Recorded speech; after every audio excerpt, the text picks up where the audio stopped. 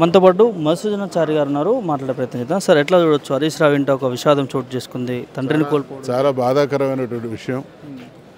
హరీష్ రావు గారు నిరంతరం ప్రజల మనిషి అయినప్పటికీ గడిచిన కొన్ని సంవత్సరాలుగా వాళ్ళ నాన్నగారి ఆరోగ్యం బాగాలేకుంటే పబ్లిక్ లైఫ్లో కానీ పార్టీ పరంగా కానీ అనేక విషయాల్లో ఎంత ఒత్తిడి ఉన్నప్పటికీ తండ్రి విషయంలో కూడా ప్రత్యేకమైనటువంటి శ్రద్ధతో వైద్యపరమైనటువంటి అన్ని సేవలు, వ్యక్తిగతమైనటువంటి సేవలు కూడా అందించడం జరిగింది.